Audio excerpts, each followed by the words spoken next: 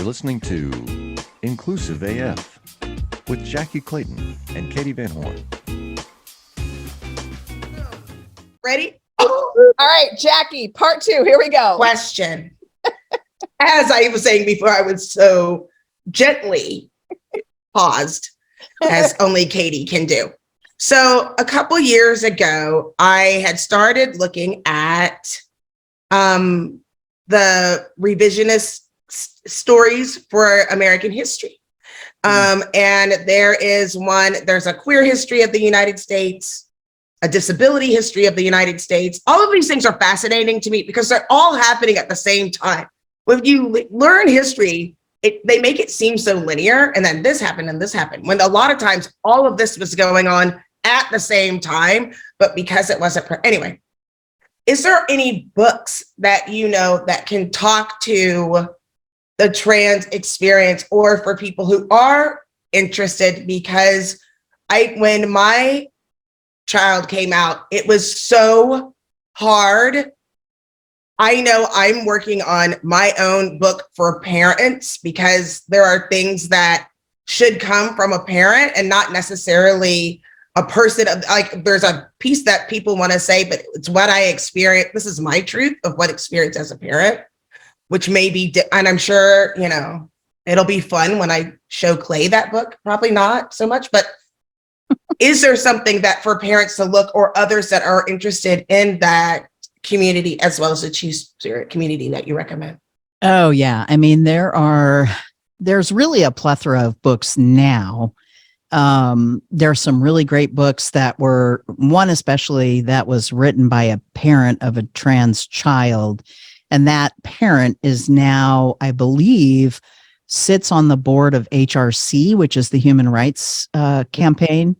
And I remember the kiddo's name, Penelope. I can't remember mom's name, though. So I'm going into my account details on my Audible, because then I can, Perfect. I can show you I can tell you what some of those books are. But I just recently got this book in the mail, which would be a good thing for folks to buy if they want a quick, easy read.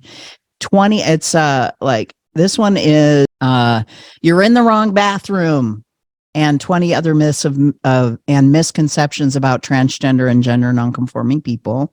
That's a good one. I haven't read it yet, but I'm certain it'll be like, oh yeah, that makes sense. Thank you very much. There is a Queer and Transgender Resilience Workbook, Skills for Navigating Sexual Orientation and Gender Expression. So that's a good one if you yourself are someone who is transgender or someone who is LGBTQIA2S+. Great book there. Trans Bodies, Trans Selves, a resource for the transgender community. There's a book written for the transgender teen. There is Room for You, Tales from a Transgender Defender's Heart. So this is someone who has been out and trans for a very long time. There's a couple of really great books by a woman, Helen Boyd. She's Not the Man I Married, My Life with a Transgender Husband.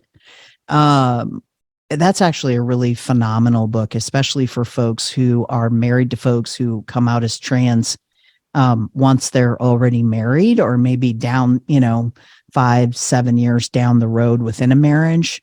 Let's see here. There is the Decolonizing Two-Spirit. Let's see here. What is that other book?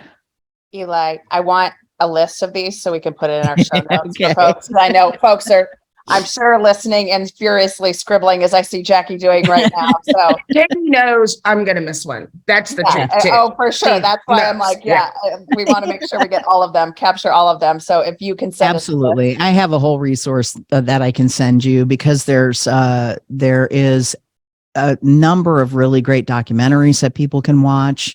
And again, if you're somebody who loves to watch documentaries, watch a documentary. If you're somebody who wants to do an audiobook, like This Time for Me by Alexandria Billings, who is an actress and who has been on Roseanne, has played a recurring role on Roseanne. She is incredibly phenomenal and hilarious at the same time. Somebody who's gender diverse and amazing is Billy Porter. His book Unprotected. Ooh, had me crying. Reclaiming Two Spirit is a really great book that I have recommended to other Two Spirit folks. As a matter of fact, I just had someone I recommended it to about a month ago, and they just responded back to me and were like, "Oh my God, you literally saved my life by referring me to read that book." Let's see here. Where is that one? I'm going to find it. Think of, The Bold World by Jodi Patterson. That she is a Black woman, large family, very religious background. When her son, Penelope, and again, I always love telling this story because Jodi asked Penelope, "Do you want to change your name?" And Penelope said, "Why?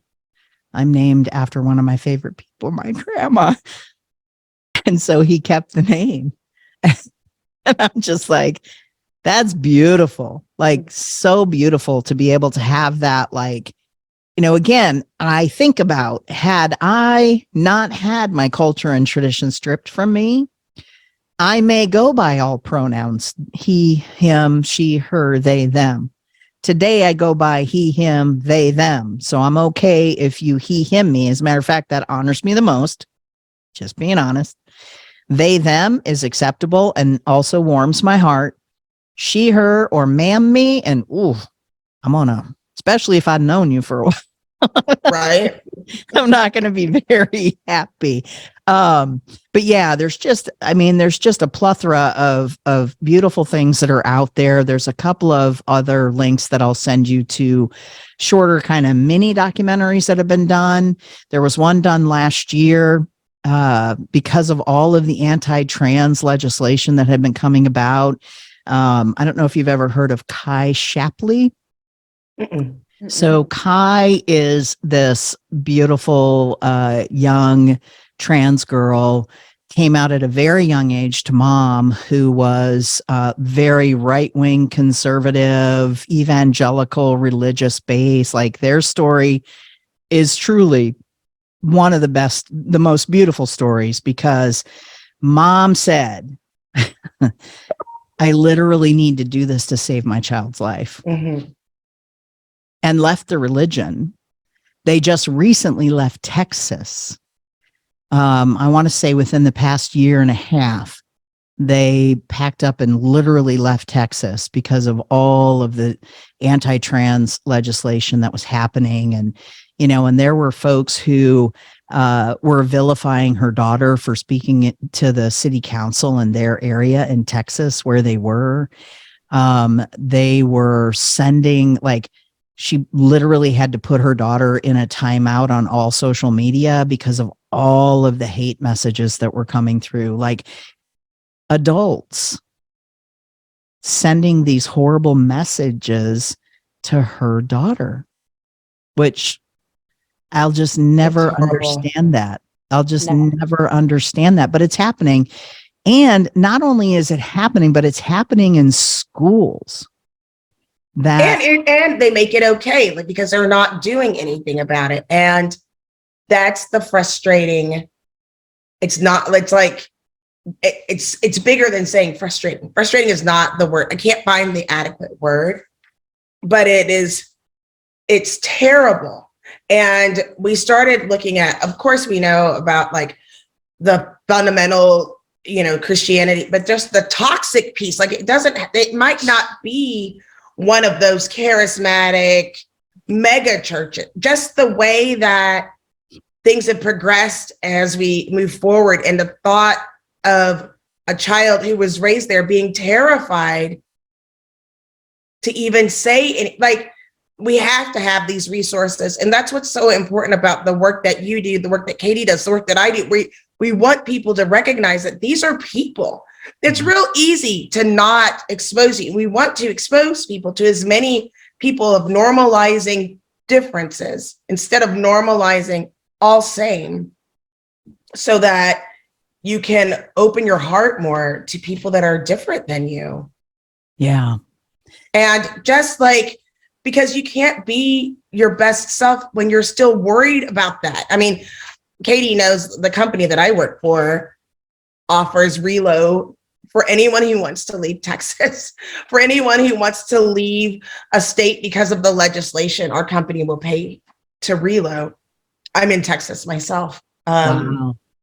And because, or support care, and it because of what you're saying.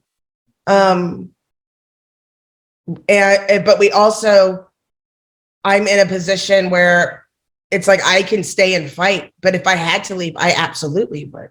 I absolutely do not discredit anyone for leaving, because people just want to go to school and just have a job and take care of their family and walk their dog in the sludge without feeling a fear for their life. Right. And, when you think about this, so last year, the Lincoln City Council had been working on an ordinance, and they were basically just updating the non-discrimination policy to include gender identity, gender expression. Mm-hmm. Well, there was all this backlash and all of this, the community coming forward and saying, oh my God, this cannot be happening. There was a trans man, early to mid 20s, who had come and testified. And when they rescinded the changes that they made because of the backlash from the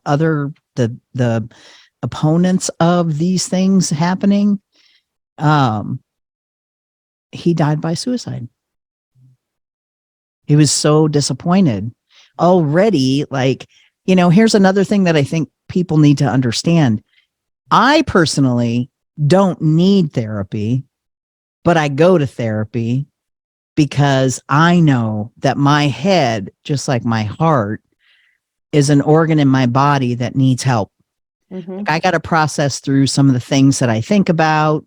I need to bounce it off of some other wall. And it's like, I can't just expect my friends to offer that kind of space for me all the time, because we're all in it. We are all up in it.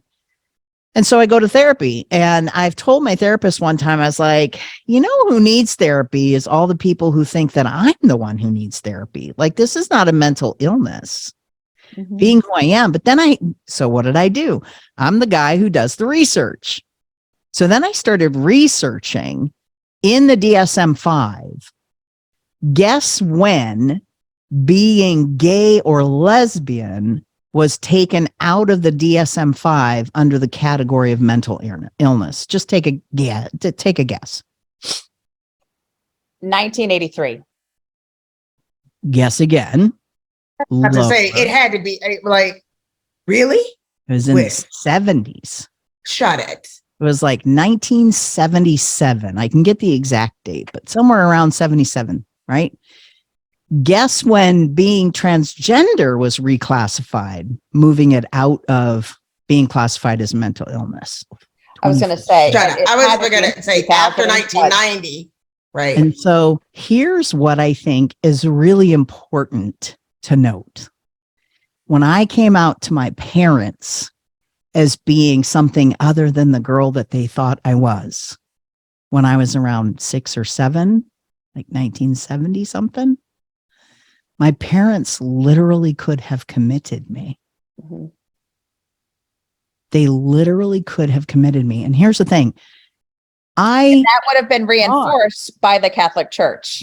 Exactly. To be clear. Yeah, sorry. And here's what I think is so beautiful. I don't know, and I can't ask my parents now, because my father died in 2001, 2002. He had lymphoma. And unfortunately, COVID took my mom. She was living in a memory care unit here in Omaha.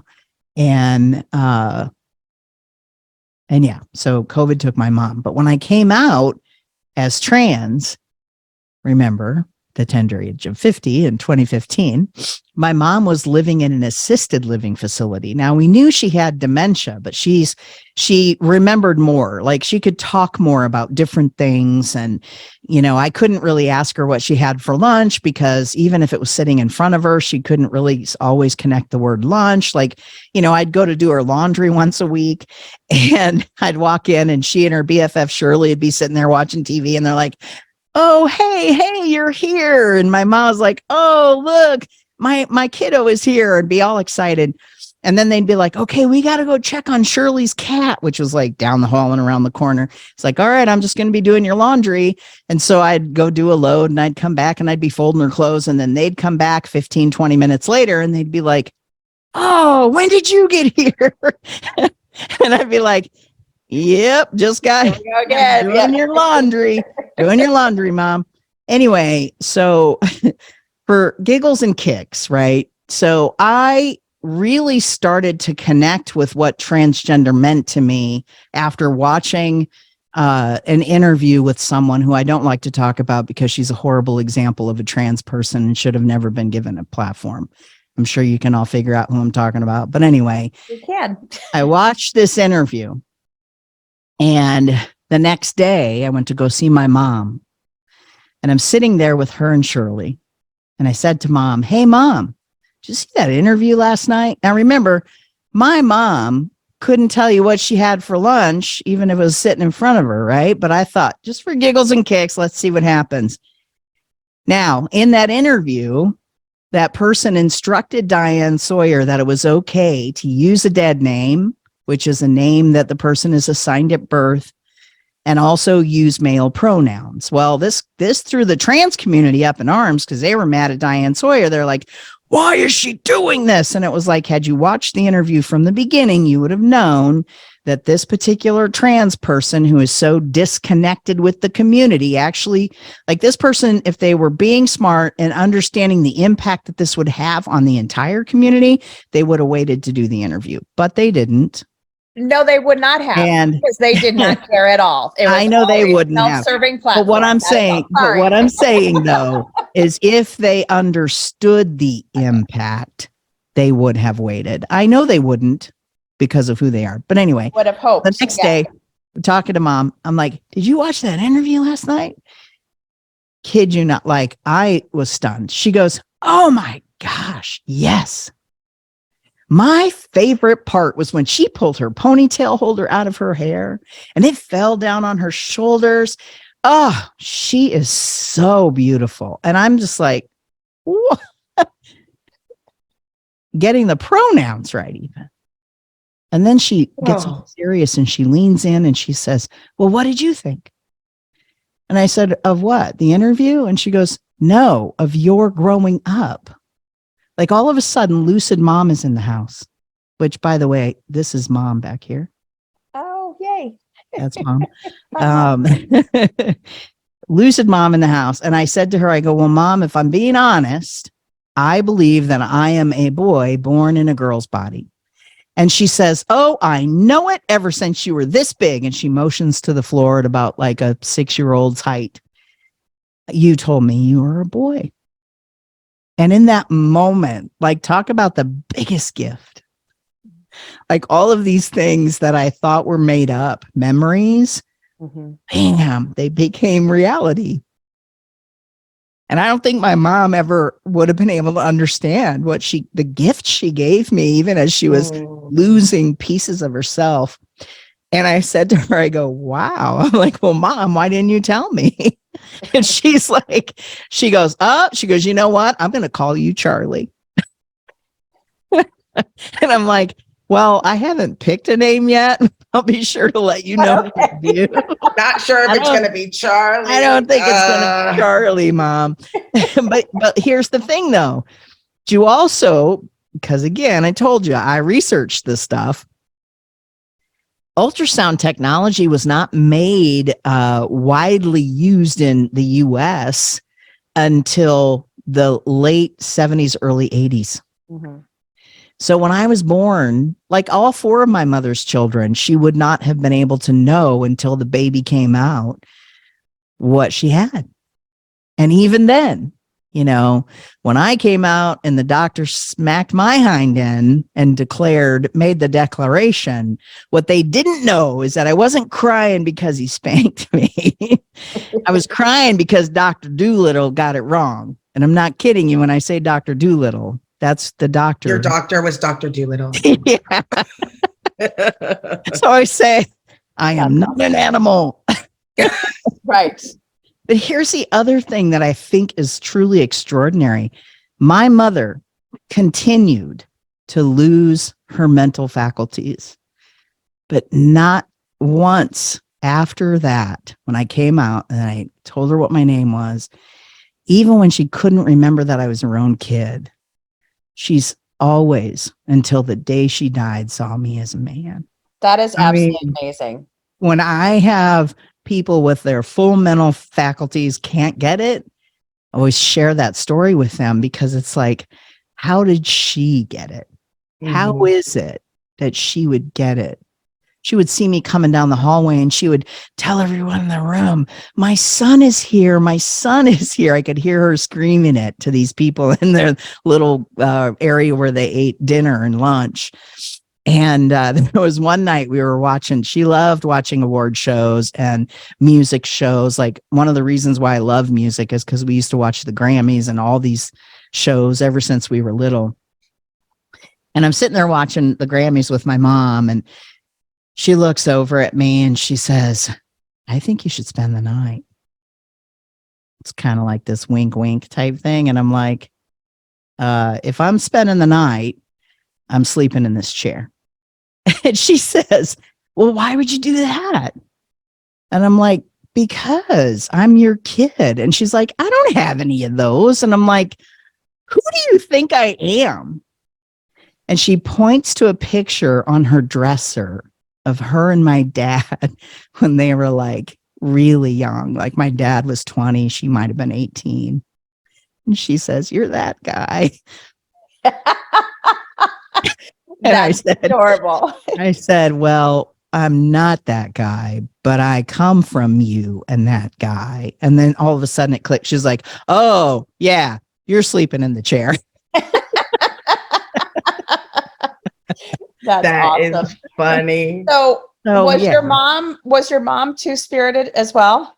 No, my mother was Native, but not Two-Spirit. Because again, within our well, actually, now that I say that, in the way that my tribe sees it, there was one point. So I had this friend of mine who was very handsome, right? She was a very handsome woman and always dressed like nice tailored suits, like the whole nine. And my mom, one day, I bring this friend over and my mom says to me, I'm not gay, but if I ever was, I'd date someone like that person. And I was like, okay, who knows? Maybe at another point in time in my mom's life, she might have been bisexual. I don't know. Yeah. She might have been Two-Spirit. Who knows? I'm more thinking of just the knowledge and the awareness that she had, even in in a diminished capacity, as you're saying, like that she still was very aware of those pieces. Yeah, and I'll tell you one thing. So my mother, she may not have been Two-Spirit in that sense, but she was indigenous, spiritually speaking, because from a very young age, she always told us that no matter what, we deserved to be respected for who we are fully. Mm-hmm. She never told us to hide who we were as Native American. Now, granted, there were a lot of things that I know I experienced in grade school because I was very openly Native American. And also, even if I wasn't openly Native American, like I know I don't look it now, but put me out in the sun for the summer and I'm a good 5-6 shades darker by the end of the summer. And that's, as a kid, I'm out in the sun all the time, right? And then you throw a white shirt on me because that's the Catholic grade school I went to. Oh, yeah. You throw a white shirt on me and then I really stand out compared to my peers. And so, my mom always used to say to us that we were no different than anyone else. She taught us from a very young age that if we didn't, like everyone deserved dignity and respect, no matter their race, no matter the color of their skin, no matter what they believed in. Like she ingrained that within us. And I think it had a lot to do with the fact that my dad's mother, my grandma Sophie, may she rest in peace, but she didn't necessarily get it. And she was kind of mean to my mom because my mom was Native American. And there were certain things that she said in her uneducated mind. And granted, I didn't find this out until many years later. And I want to say I was maybe around 13 or 14. And I finally was like, every year grandma gives us these cards at Christmas, and it was a special thing. She would write each of us our own card. And then she would put, like from when we were young until we got to a certain age, there was $1. And then there was $5, and then there was a $10 bill, and that was the highest it got. But I remember asking my mom very specifically why grandma's writing was the way that it was, because her E's looked like 3s, right? Certain letters were backwards, and there were certain things that were misspelled.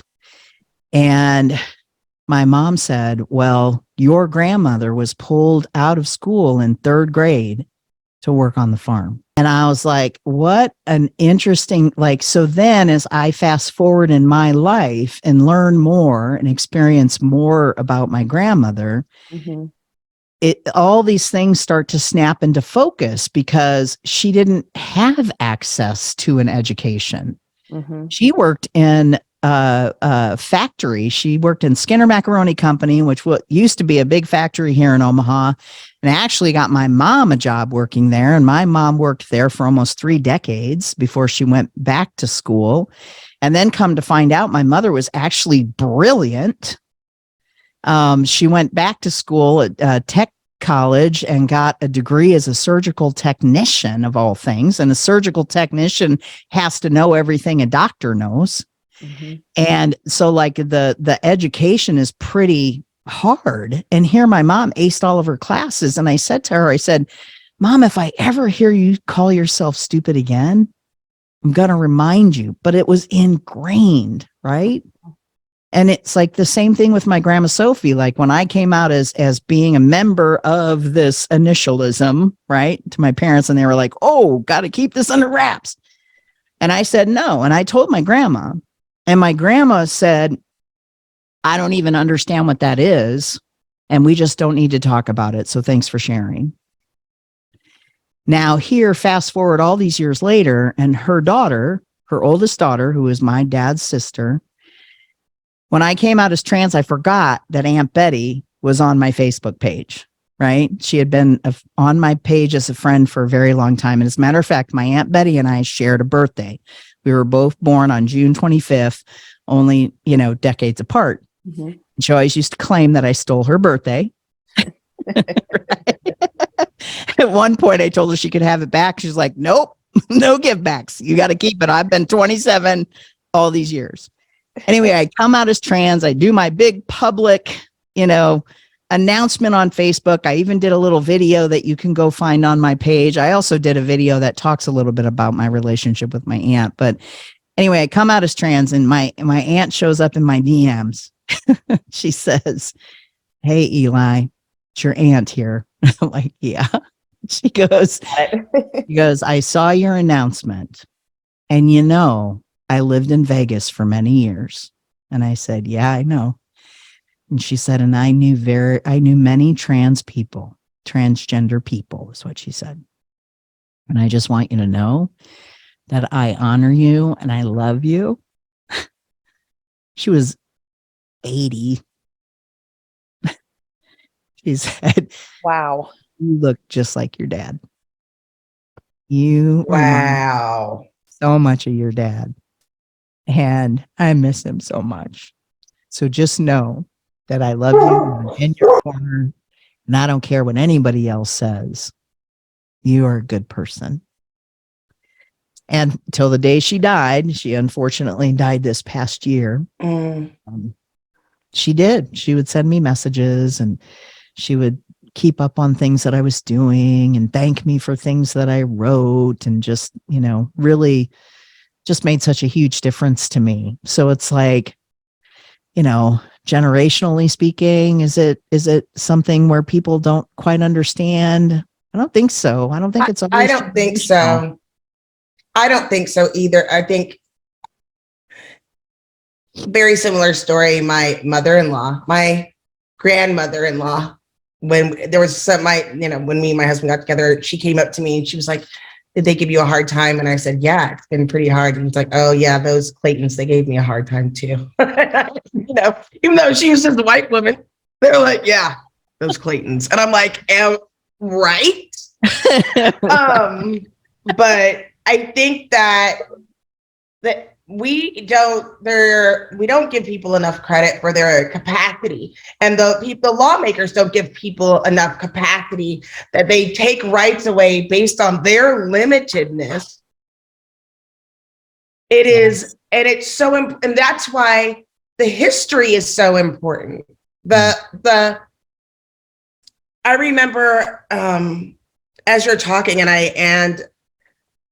I remember, there's a Stonewall documentary. There's a Stonewall documentary when they're talking about rights, and they were in the middle of like Central Park and the trans community, and people were booing on the stage. I was horrified when you were like, look, this whole change wouldn't have happened if it wasn't for a member of the trans community. The whole thing. Mm-hmm. And yet, that was a lesson that it took me, unfortunately, too long in my career to figure out. Like, you have to continue going, because if you leave it up to someone else, they'll go as far as they go, and then they're done. Now that my rights have been met, and so that's why there has to be champions for everyone, and someone who can be there to speak for those that might feel alone in that moment. It's just I don't know if you've seen it. It's just the saddest part of the whole documentary. Yeah. I mean, so right after I came out as trans, because there was still this debate around Stonewall and who threw the first brick, and who was really there, and blah, blah, blah, blah, blah. And I would say to people, like, you have to watch this documentary on Marsha P. Johnson. Yes. And Sylvia Rivera. And then at one point, this video surfaced of Sylvia Rivera at a Pride event. Yes, that's the one. Patiently waiting to get up on stage. And then was booed. That's the one. And fast forward to an Obama luncheon of LGBTQ plus folks. And there was a Latinx woman, trans woman, who stood up and shouted at this lunch, what are you doing for Black, brown, and indigenous people who are incarcerated, who are also transgender? And people in the room booed her. Mm-hmm. And I said, look at that. Look at how much has not changed, because you all don't understand the impacts on people who are multi-marginalized. And why is it this way? Because look, when I came out as trans in 2015, in expedited time, I was on a written warning at my work, and they were trying to push me out the door as the angry trans man, right? And they were saying, I mean, just the things that happened to me, I don't wish upon my worst enemy, and that ought to tell you something. Now, I don't have a whole lot of enemies, but at least not that I know. But the ones that I do know, I wouldn't wish this on them, right? Well, in that time when all of that was happening, I had applied to so many different jobs, because I was like, people were saying stuff to me like, well, if it's that hard, why don't you just leave? So then I even tried that, right? I applied to 50 different places in 1 year. Guess how many callbacks, or how many interviews I got? Guess how many job offers I got? That's where the goose egg comes. Not one out of those three. But what are the odds? And guess what, though? So I'm out, and I've done all my name change and everything. Like I said, I was expedited, right? So by January of 2016, all of my identity documents had my new name, had my gender marker as male. Everything had been changed. But going and applying to new jobs, I had to call all of my previous employers that anybody would have contacted to verify, just to verify employment. And I had the biggest company, they called me right back. They were amazing. This was the local phone company here. Used to be Quest Communications. Now it's CenturyLink. Their HR person called me back specifically. Hey, we got your message about needing this change. Let's get some more detail around this. We want to confirm that everything's right. Made the change. Boom. No problem. I worked for a small ad agency here, run by a lesbian couple, mind you. To this very day, I actually messaged them in 2016, but to this very day, I have never gotten a response from them to verify that if anybody ever called to verify employment looking for Eli Rigatuso, that they would say yes, that they wouldn't give a stink about it, that it would be confirmed. Boom. I can't even trust that those women, because I found out later they even lied about the nature of my departure from the agency. I left. I gave a 2 weeks notice. I thought all was good. They have lied to people since that I was a horrible employee, that I did this, that, and the other, that they had to let me go because of it, blah, blah, blah. And you know what? I know that. I knew that without knowing that until one day I ran into one of them and she happened to have had one too many cocktails and self-disclosed that she had done that. And I was like, damn, of all the times that I'm not recording a conversation on my phone. Yeah. Because I could have sued their asses. But also, why? It's like, all right.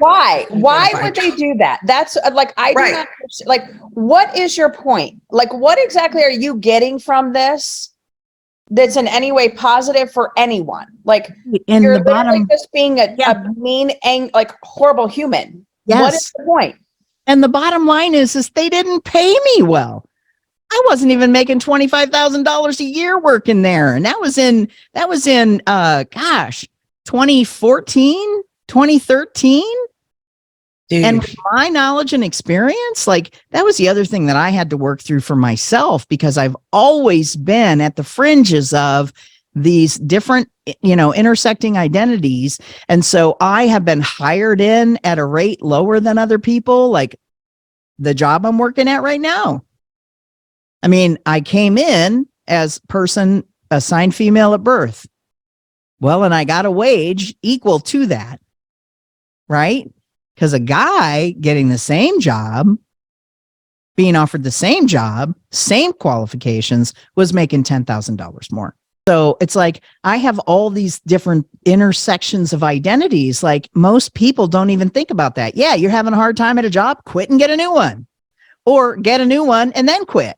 No, it's just not that easy. No. It doesn't work that way. Yeah. Nope. It doesn't work that way. And, granted, if it does, great. It doesn't. So you have to look at all these various plans. And that's why it's so important. Like, for companies to get it right. When you are supportive of people, like, don't be patronizing. Make sure you're getting your messaging right. It's so important to allow, like, we strive so hard to make things safe. We want people to know. And so I know even my team gets frustrated because I'm like, where are you posting and where are you putting on these things? Like, we need people to know that there is a safe space. And, the stories where it's like people need to know where they can go. Like, it's almost like you need an underground railroad that is like just says these places are safe, or these places will take care of you, or these people have the capacity to do so, because there are a lot of people that say that they will. Yeah. And there's a lot of people that, change their freaking logo on, in June. That doesn't mean that they're ready and willing to treat people equitably. Yeah. And, here's the other thing that I think people need to really understand. It's one thing to provide the training, to elevate knowledge and awareness about your staff, but it's the other thing that when the brass, when we hit the road and people are coming to you and saying, this is happening, that you believe them and that you do something about it. Like I've had young people come to me and say, hey, like I work at this company and they've done all this training, but they're still doing XYZ. And I will be like, well, of course they are. Because they'll tell me, well, we've done that training already. We don't need to do it. Yeah, you need to do it and redo it and do it over again. Well, and you Because have to hold people accountable. I don't Yes. believe in doing training, and you just have to hold people accountable. Well, I think that you do want to do the training in order to avert someone saying, well, you never taught me that, so how should I know? Listen, and then that it's is like, okay. absolutely right. I'm proud of the work that I've done, but I'm trying to share with other people what we do is we make the systemic change that is supported by the training. Yeah. It's not just the training. It is, this is going to get you fired. Yes. Here are the resources for training. It's not just, I got the training. Yeah. And you don't change the system. Right. And how do you know when it's time to change the system? If it's the same system that you've seen your whole life that everybody does, it's broken. Yep. You don't even, and here's my fee, right? I just gave them, I need $1,000 for everyone who heard that, because that's like the whole consulting fee. Oh, right? geez, I'll tell you what, anybody who's watching this owes me a whole bunch of money for the knowledge that what's your Venmo, Eli? Give them your Venmo. I will send my Venmo. Actually, it's Eli. It's at Eli-Rigatuso. See? Done. I'm on Cash Venmo, Cash App. That's right. Both of you. I need you to settle down. Facebook settle. That's right. Okay. So I would love for both of you to share, what is your one thing? Or one or two things? What are the things you want to make sure folks heard during our 2-part episode? You want to go first? Yep. Go. All right, if Jackye wants to go first. No. You go right ahead. I think first of all, if anything was heard that I had to say that resonated and landed, I would want people to understand how truly detrimental it is right now to vote against this legislation that's being proposed across the U.S. to contact your local legislatures and contact every single senator. Honestly, if you draft a quick 2-3 line statement, you can just email each one of them individually and say, look, I'm not your constituent, but I live in this state and this is wrong and you need to oppose it, period. I know that within Nebraska, you can actually go to the website, you click on the bill that you want to write a statement for, you click submit, you fill out this quick little form and click send, and you have to make sure that you click that you want it to be part of the record. And then that will go towards the counts that they take to go towards the record. So I want people to understand that it is detrimental to transgender, non-binary, and gender diverse two-spirit folks' lives that you become aware. The other thing that I hope that people got out of this is that you want to invite me to come do training at your place or to do a 1-hour talk, because I can do that with my eyes closed, but I will have them open while I'm talking because it would just look creepy if I didn't. That I'd be more than happy. Just go to Speaking of Happy, or you can email me, eli-rigatuso@gmail.com, and I will send all my contact information. But I love doing this kind of training because here's the thing. If I want you to create open and affirming spaces for people like me, I need to create an open and affirming space for you to step into. So I'll be modeling that for you. I'm not here to make fun of anyone. I'm not here to tear anyone down in order to try to build them up around what I want them to know. I am just here to show you that it is truly possible for all of us to be seen, heard, honored, and affirmed. Awesome. Thank you. Jackye. I love the fact of getting this training. I think it's really, really important to be able to do that. I know that it was mentioned briefly, but utilizing the human rights campaign and HRC of looking at the things that they have there, because they have a lot about advancing pro-equality policy and litigation that's really important to educate yourself with. And as we look, understanding that when we talk about being equitable, don't guess, talk to the people. And Eli just shared the ACLU National does too. Mm-hmm. I'm biased about HRC because why I'm on the text list and they'd be like, do you want this cup? And I'm like, oh, that's a cute cup. And then they're like, do you want this shirt? I'll be like, oh, that's a cute shirt. I looked ridiculous. I just went on vacation and that was just the pile that was clean. It was like, I looked like I worked for HRC this weekend because that was on the pile. But I just think that it's important. Just do your research. Don't guess. Make sure you're going to the source and educate yourself. Yeah. That's what I'm going to say. Now, those 33 things. What about you, Katie? Okay. So I'm going to mention two things. I actually took notes because I wanted to make sure I didn't forget. The first one is, what we have talked about today in these two episodes that we recorded today, the piece that comes to mind is when we talk about some of this legislation, when we talk about this work to oppose different groups who are marginalized, the key that I always see is that there's this dehumanizing of people, those whatevers, that group. And I think the more we can humanize, and, Eli, you mentioned the storytelling, like how critical that actually is, because I think once you start telling the stories, then people start to add it up. And I think that, talking about children and education of children around, sexual orientation and identity, like there's so much lacking there in schools, and we know the parents aren't doing it, and they're reaching out to folks like you, reaching out to other friends of ours, and having some of these resources that weren't there before, whether it's HRC or, your local, like I have a local group in Phoenix, One Community, that does amazing work.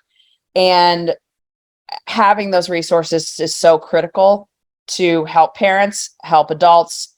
You're mentioning, transitioning at the age that you did, like that took a lot of courage, but it also, the build up to that for the 47 years to then make that decision, like, wow, like that is a huge change in who you've presented to, your family, your friends, all these things, and how that must have impacted you. And then that was only one. I know it sounded like 17. The second one is, if anyone can listen to the story that you just shared and the different pieces of who you are and not understand why gender affirming care, this legislation that's trying to get passed, that's just destroying lives, and the life and death impact of these different pieces, you aren't listening.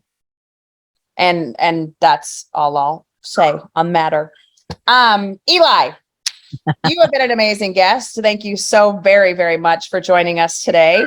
Thank you so much for having me here. And as you notice, I started to get darker because the sun is setting. Yes. Yeah. And I forgot to turn my ring light on. So now we have mood lighting. Yeah. It's the mood lighting. Yes. But I'm really grateful. I'm grateful that I got connected to you all and that you had me on your show. And honestly, I mean, I know a plethora of other folks who are doing this type of training around folks who are like me. And if I'm not your cup of tea, find someone who is. I'm fine. Let's spread the knowledge and the wealth. Let's make sure that we're all being compensated for the valuable things that we bring to the table, and that we can all thrive and live lives that we love. Like that's the key. So I'm honored and grateful that you all invited me to be on your show, and just thank you so much. Thank you. Thank you. This is Katie Van Horn. This is Jackye Clayton. Bye. Bye.